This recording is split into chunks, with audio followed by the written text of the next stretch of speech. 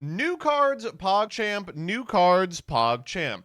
First and foremost, Labubu Makda Rave in Tel Aviv. Folks, what are you bringing to the Labubu Makda Rave eating Dubai chocolate in Tel Aviv? All right, so get a kickstart with Wake Cup Macchi. So this is supposed to be the counterpart to the other Wake Carp. Okay, I'm doing this whole thing again. New cards, PogChamp. New cards, PogChamp. First and foremost, Dubai Chocolate Wake Cup Labubu Tel Aviv Rave Macchi. So this is supposed to be the, I guess, matcha counterpart to the mocha from the previous Wake Cup card. I appreciate that they're making more than one of these. I thought it was just a one-off. I guess it's wind because it's green. Oh, it's a macchiato. Oh, dang it. Then what am I going to do with all these Labubu Tel Aviv Rave Dubai chocolates? Oh my god. I'm up to my neck in Dubai chocolate Labubus. Let me ask you, chat, let me ask you this. One Labubu or a support card for your favorite archetype? Okay, getting Labubu. Two Labubus or a Nats invite? Okay, getting more Labubus. Three Labubus or you win worlds? I'm getting three Labubus. Three Labubus. Okay. Four Labubus or Billy Break hand feeds you a bar of Dubai chocolate at a rave in Tel Aviv. Billy Easy. All right, we found everyone's breaking point. Okay. Anyway, this card does this. You can only use the first and second effect of this card's name once per turn. You can reveal this card in another flip monster hand, special summon both in face down defense position. If this card is flipped up, target a set monster, change it to face up attack. And once per turn during your end phase, you can target a set card and send it to the graveyard. Fucked. Totally fucked. Their power creeping Tindangle Jarelth. Okay, so this card is nothing. It's a card for a flip deck that doesn't exist. Maybe in 1,000 years there will be a flip deck worth playing, but for now, no. This card is named after a macchiato, which means to stain or to mark in Italian, and refers to either an espresso or a latte macchiato. Would you like to redo this sentence? Macchiato, which comes from the Latin. You know what? Let's go to ChatGPT and figure it out. Okay, next up. Are you a bad enough dude for fusion recruitment? Will you join the Skull Servant's fusion? Okay, so what's going on here is Skull Servant is trying to find someone to fuck him. His options are Dissolve a Rock. I think that's M Warrior. And the two halves of, what is that? Cherubim, the Knight of Fuckler. You would have to join the Egg and Fire Polycule. All right, so you can only activate a card with this card's name once per turn. Discard a card and reveal a fusion monster in your extra deck. You can't special summon from the extra deck for the rest of the turn except fusions. Add one of the fusion materials whose name is mentioned on the revealed monster from your deck or graveyard to your hand. Then if you added a normal monster, you can add a second such monster. So this one is not bad. This is not bad. Fusion Deployment, Fusion Conscription, all those cards, they're fine. I think Deployment has only ever been remotely playable in any sort of competitive capacity. But this one is not bad. It gives you the opportunity to use the monster later in the turn. Maybe the monster has like an ETB effect that triggers on normal that you can proc. I do like this normal monster thing where like if you're making a dog shit vanilla fusion from 2002, you just get to, I guess, Melody of the Awakening Dragons for a fucking egg and a piece of fire. It's cute. I like this a lot. I think it is a pretty powerful card. I can see a lot of applications. You have to do something pretty great in order to justify going -1. This might be sufficient. What is the funniest thing you can get off of this? I think probably the Magic Key monsters. Obviously, you can get any part of the branded guys.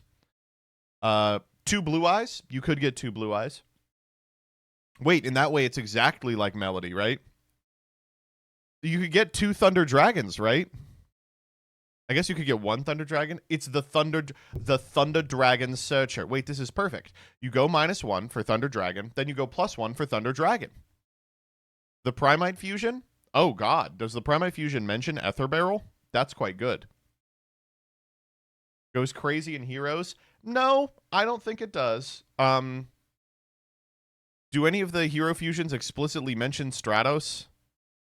I wish the fucking mask change guys had, material. Does search Neos, something the hero deck was not able to do previously. Okay, I do have one question about the wording on this. If you added a normal monster, you can add a second such monster. Does that mean you can add a second normal monster, or you can do this effect again? A la like Dragon Shrine. I assume it's like Dragon Shrine. Okay. Well, in that case, I could maybe see an argument for it in a deck like Hero that wants to incidentally add a Neos to the hand. All right, next up. White, white, white, white, white. We are getting a white deck. I was happy to be personally consulted on this to make sure it comports to all white rules and regulations. As the arbitration of white, the arbiter of white, I am happy to say that it meets my very strict specifications. This 51 card all foil Labubu Dubai Chocolate Rave in Tel Aviv directly ties into the popular Yu-Gi-Oh card game, the Chronicles animated shorts, specifically the Fallen and Virtuous story arc, June to November. Wait, so we're going to have June, July, August, September, October, November? Dog. I will take 6 branded shorts for sure. It features characters like Fallen of Albaz and Ecclesia the Virtuous in their original card form. So, 51 of these bad guys. And there's going to be one secret rare, and I think there also is, yeah, here we go, a bonus chance to upgrade to Starlight Rare as well. That's neat. I like that they're doing that. I think it is going to be a lore deck that just has a bunch of shit. It just has 50 singletons. The really exciting part about this one is that this deck is coming out simultaneously in the US and in the OCG, which means that we are one step closer to the simultaneous release becoming a reality. Please, bring us back. 2012 was a mistake. We can be trusted with getting the same cards as the Japanese. EU Omega Lull? Well, so when I think of the TCG, I think of America, because the EU plays a different format, which is the TCG, but half the cards aren't there because their products never get there on time. Okay, next up. An eye for an eye makes the whole duel blind with tragic twin threads. This is not a Mitsurugi card, despite the fact that you might think so. If your opponent special summons a monster with higher attack than the equipped monster from the extra deck, you can target one of them, destroy it, also the equipped monster, and if you do, you take damage equal to the destroyed monster's total original attack, then inflict damage to your opponent equal to the damage you took. This is bad. This is, yeah, I mean, this is not good. It has a vibe similar to if you curse someone, you'd better dig 2 holes. From Ava, our expert on this stuff. This roughly means, oh my, this is bad. The bead of soul has been split in 2. This is what happens when Phoenix Wright does this and finds like 14 Cyclops. He's like, what the hell is that? All right, next up. Okay, this is what I really want to talk about. Embrace the salvation of the Hecatoncheire. So let me try that again. Hecatoncheire.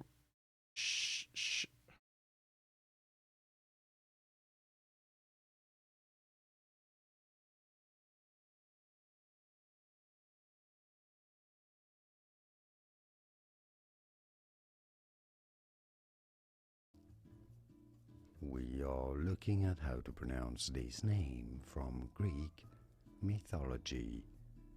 How do you say it correctly? Hecatoncheires. I was pretty close. Hecatoncheires. Okay. Embrace the salvation of the Hecatoncheires. And by the way, this guy, I love his videos. He goes, oh, we are looking to discuss how to say this very ancient word. Oh, it is Hecatoncheire. Hecatoncheire. Hecatoncheire. That's what you'd say if you're an American. Is that guy a VA for Disco Elysium? Maybe. A detective. It is a Hecatoncheire. Okay, first up we have Eyeball. You can only use the first and third effects of this card's name once per turn. 1. Reveal this card in your hand, shuffle it into the deck, special summon a Hecatoncheire monster from your deck in defense position except Eyeball. If this card battles a monster, neither can be destroyed by that battle. And if this card is sent to the graveyard, you can target a Hecatoncheire monster in your graveyard except Eyeball, special summon it. So this is an illusion. It has the illusion effect, which is nice. I do like this reveal in hand fucking E-Telly. That's kind of nice. And then, of course, it floats. This card is Ibt, Armpit, and L, God. Wait, its name is Armpit God? All right, be normal about it. Hecatoncheire Yadel. You can reveal this card in your hand, shuffle it into the deck, add a Hecatoncheire spell trap from your deck to your hand, and if it's sent to the graveyard, you can target a Hecatoncheire spell trap and set it. Hecatoncheire Godus. If this card is added to your opponent's hand, except during the draw phase, if a card is added to your opponent's hand, you can special summon this card from your hand. Okay, starts playing on turn 0. If this card battles a monster, it can be destroyed by battle. During your opponent's main phase, you can target a monster in your opponent's graveyard, special to your field, but banish it when it leaves the field. That's cool. That's cool. Hecatoncheire Gygus. If a card is added to your opponent's hand except during the draw phase, you can special summon this card from your hand. During your main phase, you can excavate the top 3 cards of your opponent's deck, special summon 1 excavated monster, shuffle the rest. Got the illusion effect. Hecatoncheire Boreas. If a card is added to your opponent's hand outside of the draw phase, special this from your hand. During your main phase, look at a random card in your opponent's hand, and if it is a monster, you can special summon it to your field. If this card battles a monster, neither can be destroyed by this battle. Okay, so what I'm noticing is the light monsters are like the angels, and these are like the corrupted angels. And all the corrupted angels have the same effect, which is if your opponent would do something that would allow you to droll and Lockbird, you can special summon this. These two have a quick that maybe fucks up your opponent's play. This is kind of an elegant solution to being like, this is both a playmaker and sort of a hand trap if you squint, which is, again, the type of monster that I think should be being designed. The one thing that is keeping me off being bullish on these cards is they read kind of bad, right? Like this is sort of like a DD Crow, maybe, in a way that's kind of frustrating. This, to my understanding, does almost nothing unless you hit like a Garnet. And this one is not a quick effect. It seems like if this one was a quick effect, it'd be independently very powerful. Let's read the fusion. Must be fusion summoned or special summoned by tributing 1 illusion monster and 1 face-up monster you control owned by your opponent. Okay, so that's what you're meant to do with the guy you get off of... Oh, I'm realizing this is also not a quick effect. 2 non-quicks. With the guy you get off the quick effect, Dark Hecatoncheire. During your main phase, you can add a Hecatoncheire card from your deck or graveyard to your hand. If it battles a monster, neither can be destroyed by this battle. This is Jawza. Can I put my Baza in your Jawza? And then Hecatoncheire Xeno. This is 3 Hecatoncheires. During the main phase, you can look at 2 random face-down cards in your opponent's extra deck, and if you do special summon 1 of them to your field. Wow. Huh?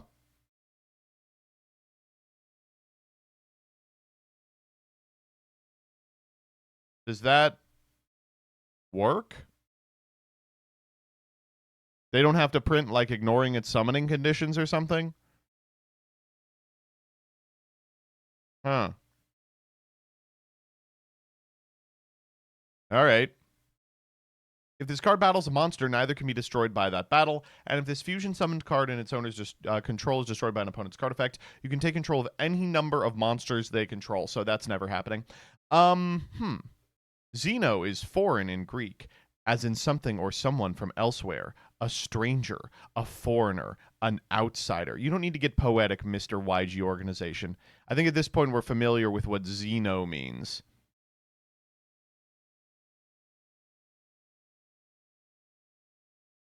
Hecatoncheire Tartarus.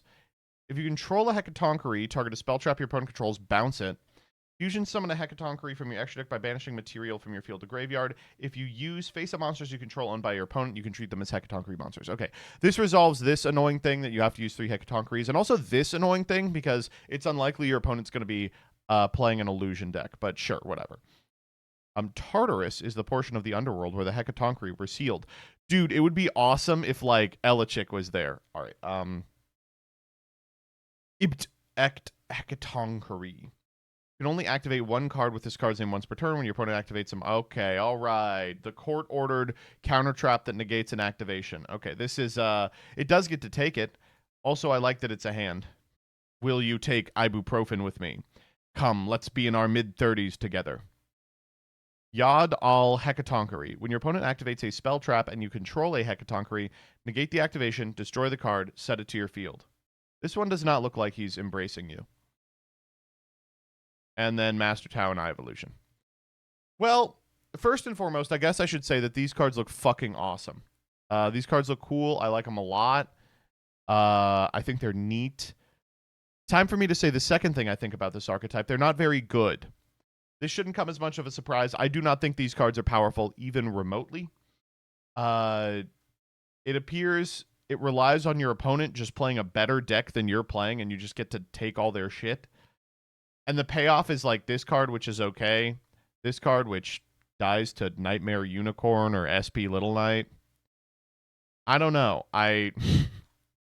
This is a deck build pack archetype, right? I'm not sold on them. If there's another piece of support in a main set that solves the problem, or if there's more cards revealed that solve the problem, I get it. But like these two counter traps that are like conditional Omni negates do not inspire confidence, I will say.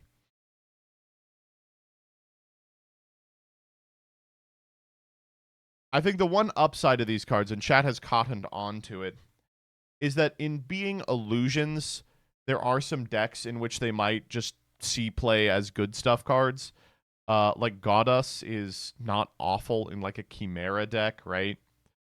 Like maybe you want to splash a small Hecatoncheire suite into your Chimera deck because they kind of just search each other. I don't know. The illusion slop pile becomes more and more powerful every day, and I think we'll make a decision about these cards pretty quickly.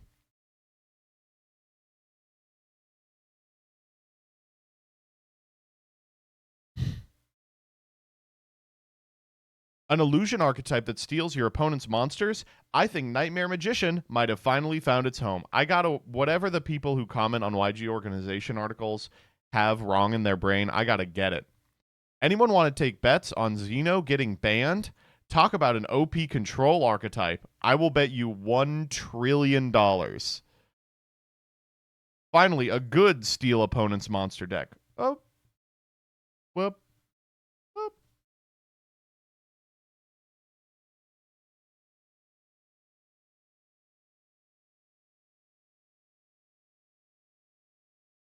Communism the deck. Hilarious.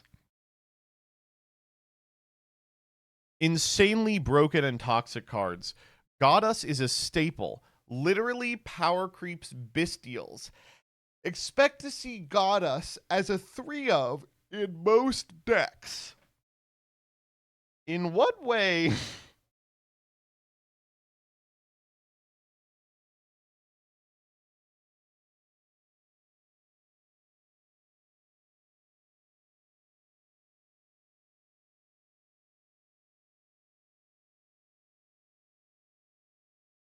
I swear I don't understand why Electromite is still banned when I see decks like this, because Electromite is much better than any of these cards. Sadly, not very strong. Very cool art, interesting and unique game plan, sadly not very strong. We'll have to wait and see on its future support. Snow, I'm sorry you're trapped in this comment section with the rest of these people.